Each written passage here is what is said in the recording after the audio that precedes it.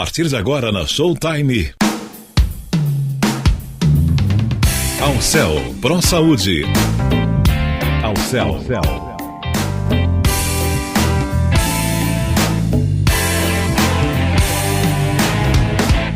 Alcel Pro Saúde. E eu sou Miriam Campanhã e este é mais um programa Alcel Pro Saúde, a serviço da vida e da saúde. E hoje eu vou conversar com o Dr. Edemir Mota, é o profissional na área de fisioterapia, com especialização em oncologia, atua em um grande hospital na cidade de Atibaia, é pós-graduado em fisiologia do exercício pela Unifesp, técnico de anatomia pela USP e faz um trabalho de orientação através de palestras mensais abertas ao público, além de atendimento individual no setor da oncologia. Doutor, seja muito bem-vindo ao programa Alcel Pro Saúde. Boa tarde, Miriam. Eu quero agradecer pela oportunidade e eu espero que venha atender as orientações e todas as dúvidas que as pessoas venham a ter em relação ao câncer de uma forma geral. Muito bom, doutor. Realmente é um tema bastante importante. Antes, porém, eu gostaria de saber o que é exatamente, nos dias atuais, um profissional na área de fisioterapia. Bom, Miriam, a fisioterapia, hoje ela atua em todos os setores da área da saúde. Ela atende nos setores da área da ortopedia, da reumatologia, que estão incluídos as patologias como fibromialgia, gota, artrite reumatoide, artrose, espondilite anquilosante, nas áreas da oncologia, nas áreas da cardiologia e nas áreas de doenças metabólicas, como diabetes. Também em outras áreas, como abrangendo também as doenças metabólicas, também, como eu acabei de falar, como a obesidade. Ah, entendi. A obesidade, é um fator bem preponderante isso, né? A atuação da fisioterapia para o obeso, né? Porque ele também começa a ter vários problemas, né? De joelho, uma série de outras coisas, não é isso também, doutor? Sim, a obesidade, ela acaba acarretando diversos outros tipos de doenças. Ela é de origem sempre psicossomática, né?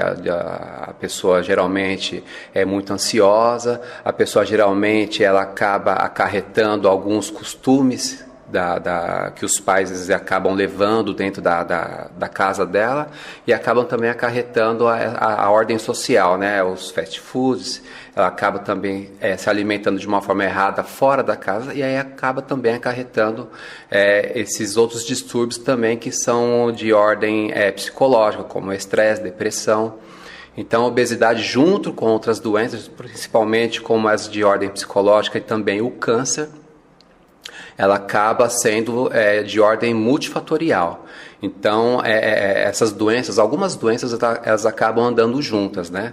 Então, a gente percebe que o paciente como um todo, ele percebe que ele acaba se alimentando de uma forma errada, ele acaba passando por alguns distúrbios psicológicos e ele acaba também tendo todo o processo de doença acaba sendo envolvido no processo multifatorial da doença, né? E ainda voltando, doutor, a respeito das doenças voltadas aí à parte de reumatologia, né? Existem muitas doenças que estão associadas a isso, né? E que precisam do seu acompanhamento. Sim, as patologias reumáticas é um conjunto de doenças que estão diretamente relacionadas com o sistema autoimune, né? Para a gente entender o sistema autoimune, a gente tem que entender da seguinte forma.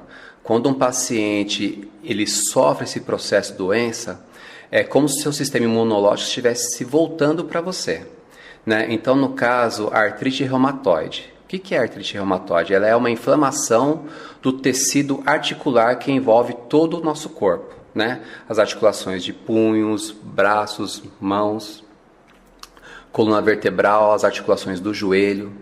A artrose, né? A artrose nada mais é do que uma degeneração dessas articulações. Então, a artrose ela está mais relacionada às pessoas que sofrem um impacto articular, pessoas mais idosas, atleta, no caso da Daiane dos Santos. Então, dependendo do esforço físico que essa pessoa vai fazer, ela já começa a desenvolver um processo de degeneração articular, né? Já a fibromialgia, o que é a fibromialgia? Ela é uma inflamação do tecido muscular. Então, para a gente caracterizar um processo de fibromialgia, a gente diz, né, de acordo com estudos, que a pessoa tem que ter 7 tender points. Então, esses pontos eles têm que ser pontos específicos que vão caracterizar a fibromialgia. Dores em regiões de mão, articulações de cotovelo, articulações de ombro, articulações de coluna vertebral, articulações de joelho, articulações de tornozelo. Outra doença também que faz parte das doenças reumáticas é a gota. A gota nada mais é do que uma alteração das articulações relacionadas com o ácido úrico. Então essas pessoas elas têm uma inflamação, elas têm edema de dedos, de punhos, dessas articulações, e elas não podem comer queijo, não podem tomar vinho. Então alguns alimentos já começam a ser restritos para alguns tipos de doenças. Me diz uma coisa, uma outra doença que acomete também, que aí a gente precisa saber também sobre a faixa etária, mas a osteoporose, ela é uma doença que acomete mais idosos ou também pessoas mais jovens, na faixa de seus 30, 40 anos, já começam a ter esse tipo de desgaste? Sim, a gente deixou para trabalhar mais em relação à osteoporose. Vou falar agora especificamente da osteoporose. Então a osteoporose também é uma doença reumática, então a gente vê que existem várias doenças da ordem da reumatologia. E o que é a osteoporose? Na verdade, a osteoporose a gente tem que pensar no biscoito de polvilho. O biscoito de polvilho, a gente sempre dá uma aula prática, sempre mostrando o biscoito de polvilho. A gente tem que imaginar como as trabéculas dos ossos se desenvolvem. Quanto maior são essas trabéculas, maior você vai entrar no processo de osteoporose. Então, a primeira etapa da osteoporose a gente chama de osteopenia. É uma inflamação do tecido ósseo.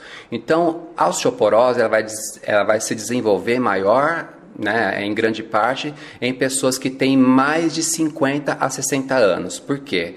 O sistema metabólico do ser humano ele começa a entrar em diminuição de massa muscular, diminuição de massa óssea, perda de equilíbrio, dificuldade da pessoa emagrecer de acordo com os seus 40 anos, né? Então, essa patologia ela vai se desenvolvendo em maior parte a partir de 60 anos. Então, a pessoa tem uma dificuldade em trabalhar com dois tipos de células, os osteoblastos e os osteoclastos. Os osteoblastos, eles são as células que fabricam o osso, e os osteoclastos são as células que remodelam o osso. Quando você tem uma fratura, essas duas células elas agem na remodelação óssea. Então, quando você vai entrando num processo de doença da osteoporose, são como essas células não conseguissem mais se entender.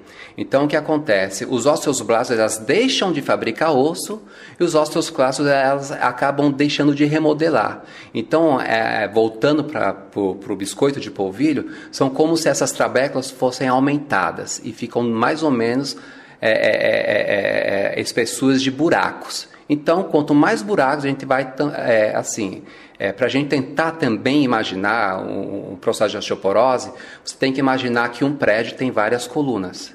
São como se essas colunas elas fossem deterioradas. Quanto menor for a estrutura dessa coluna, mais o risco que a pessoa tem de fraturas. No caso do idoso, ele tem que ter um cuidado especial para não ter quedas de própria altura.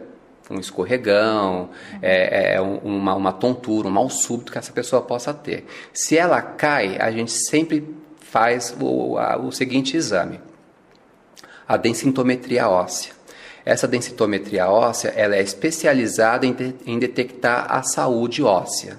Quando a pessoa sofre uma queda, você sempre tem que verificar a cabeça do fêmur encaixada na fossa do acetábulo, do quadril.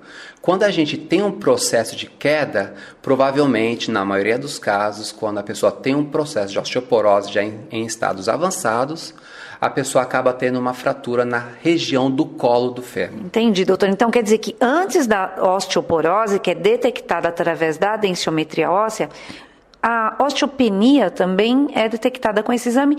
E a minha pergunta é, quando é detectado algum tipo dessa patologia, existe alguma maneira de segurar, vamos dizer dessa forma, segurar para que isso não evolua para uma osteoporose? Sim, quando a pessoa ela tem a detecção dessa patologia, existem duas coisas, né? Primeira coisa, atividade física resistida. No caso, pode entrar A hidroginástica é o que menos indica, né? Menos é indicado, a musculação e o pilates. Porque o exercício resistido, além de você fazer crescer a massa muscular, também você faz crescer a massa óssea. É muito indicado para idosos, né? E a outra coisa também é a alimentação. Você pode suplementar com vitamina D. Vitamina não é remédio, vitamina é um suplemento alimentar. Então isso é feito contato com a nutricionista, que ela vai fazer através de uma entrevista, através de uma anamnese.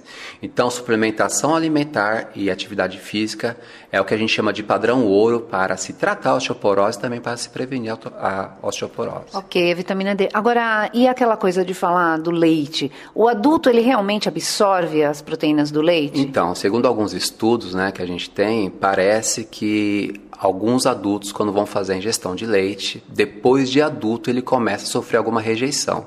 Ou você percebe essa rejeição à lactose no início da vida, ou você começa a perceber através do padrão do sistema digestório que não funciona direito através da lactose, né? Então, tem pessoas que para sanar esse problema é só tomar o leite sem lactose.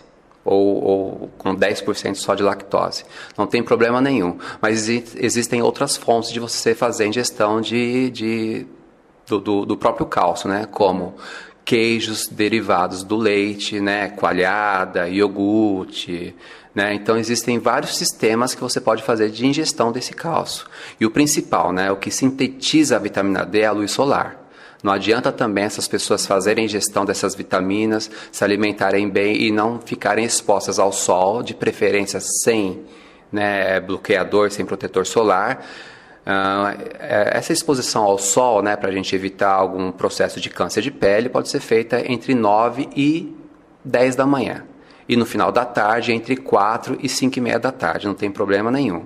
Então a gente precisa prestar atenção nesses fatores de risco, para também você não deixar de ter uma patologia, você também ficar exposto a ter outros tipos de patologia, como câncer de pele, como também rejeição a sol, né, alguns problemas dermatológicos.